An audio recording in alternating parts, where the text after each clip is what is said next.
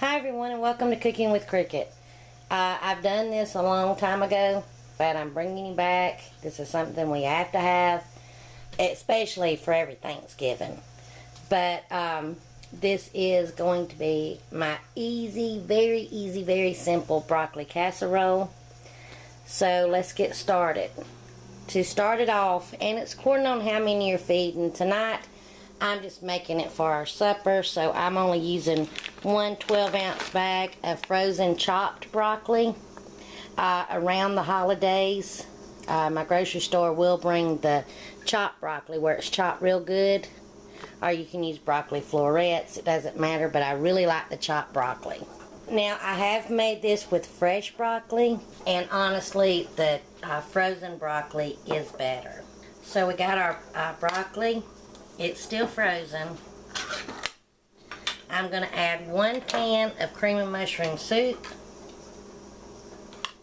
And I'm going to start off by just adding about 1/4 cup of milk.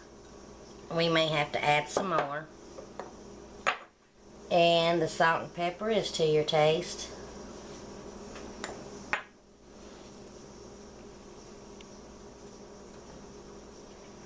Going to mix this up, and I'll be able to tell if I need to add some more milk. Now, as this cooks, the broccoli will give off some liquid too, so you don't want to get it too liquidy to start off with. But I can tell now I'm going to need a little bit more. You may have to use up to 1/2 cup of milk. I'm using whole milk. You could use 2% milk. It will work just fine. And if you add too much liquid, that's still okay too. Okay, I added a full 1/2 cup of milk. I'm just going to give this a good toss. And besides the cheese and the crispy onions we're going to add, this is it. But my son could eat this, just this little pan I'm making all by himself. And my nephew could too. Now I'm just using a small little throwaway pan. At Thanksgiving I use about 4 bags of the frozen broccoli. Now I have my oven preheated to 350 degrees. We're going to cook it kind of slow. And once it starts to bubble a little bit, I will stir this up in the pan a few times to make sure it gets good and evenly cooked. And then once it's to where I like it and it's cooked and the broccoli's cooked through, then I'll bring you back when we go to add the cheese. Alright, my broccoli casserole has been cooking for about 30 minutes. I have stirred it a couple of times. Now it's time to put the cheese on. Normally I use the block of the Velveeta, but it's the off-brand cheese. But our Dollar Tree has them in packs. It's the creamy one. So I'm just going to use 2 packs of those. They're the 4-ounce packs. And so if you use the blocked creamy cheese, just cut it up in thin layers, or cut it up in thin squares, and just place it on there. But we're just going to spread this on the top. We're going to put it back in the oven for about 5 minutes or until it melts, and then I'll bring you back when it's time to put the onions on.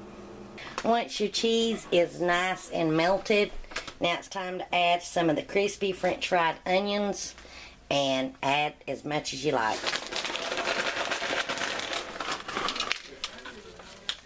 And we like a lot.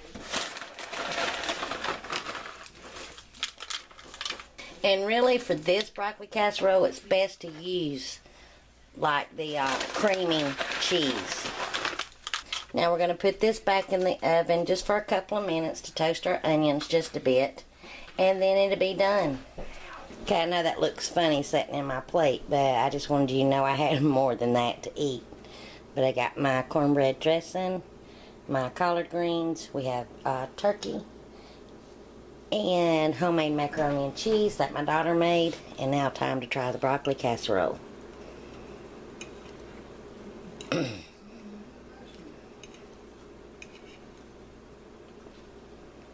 It's so good, and my whole family just loves it.